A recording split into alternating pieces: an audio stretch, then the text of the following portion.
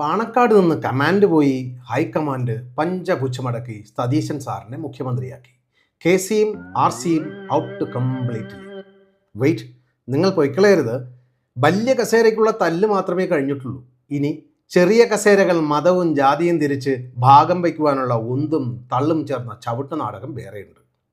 അതിനൊക്കെ ശേഷം പ്രധാന അണികളും കുടുംബക്കാരും ചേർന്ന് നടത്തുന്ന മെഗാ തെറിവാതിര ദേ ഇതുപോലെ.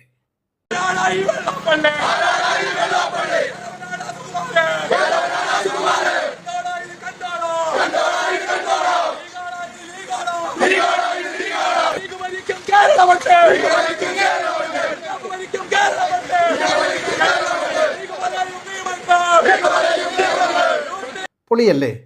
റിസൾട്ട് വന്നപ്പോൾ ചോര വാർന്നൊഴുകുന്ന ആടിൻ്റെ തലയുമായുള്ള നഗരപ്രദക്ഷിണത്തിന് ശേഷം മതേതര സ്പെഷ്യൽ ഗാനമേള.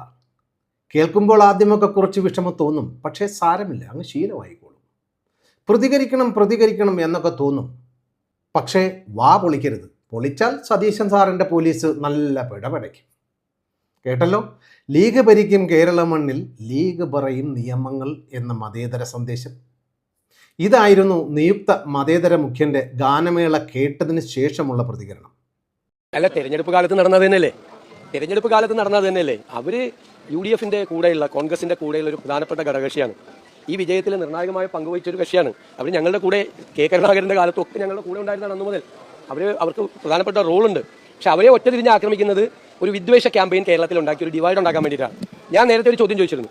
കേരളത്തിന്റെ പൊതുസമൂഹത്തോട് എനിക്കുള്ളൊരു ചോദ്യമാണ്, ഇന്ത്യൻ യൂണിയൻ മുസ്ലിം ലീഗ് ദുർബലമായാൽ ആ സ്പേസ് ആരും കൊണ്ടുപോകും? വർഗീയ ശക്തികൾ കൊണ്ടുപോകും. അതിനെ തടുത്തു നിർത്തുന്ന ഒരു പൊളിറ്റിക്കൽ പാർട്ടി കൂടിയാണ് ഇന്ത്യൻ യൂണിയൻ മുസ്ലിം ലീഗ്. വെള്ളാപ്പള്ളി മൊയിലാളിക്കും പൊരുന്നയിലെ പോപ്പിനും സന്തോഷമായി കാണുമല്ലോ അല്ലേ? തെളിഞ്ഞും മറഞ്ഞും വലതിനെയും ഇടതിനെയും മാറി മാറി സുഖിപ്പിച്ചില്ലേ? ഇനി കിട്ടുന്നത് വാങ്ങി ആസനത്തിൽ വാലും ചുരുട്ടി മിണ്ടാണ്ടിരിക്കാനാ ഓർഡർ. ഞാൻ മുഖ്യമന്ത്രിയായാൽ RSSനെ നിരോധിക്കും, കേരളത്തിലെ ഹിന്ദു വർഗീയ തുടച്ചു നിൽക്കും എന്ന VD സതീശൻ സാറിൻ്റെ മതേതര ജൽപ്പനത്തിന് ജയ്ഹോ പറഞ്ഞ് നമുക്കങ്ങ് അവസാനിപ്പിച്ചേക്കാം. അപ്പോൾ എങ്ങനെയാ സതീശൻ സാറേ?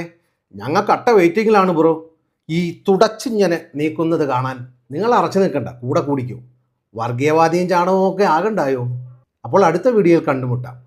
ചിന്തകൾ വിശാലമാകട്ടെ, മനസ്സുകളിലെ അന്ധകാരം മാറട്ടെ.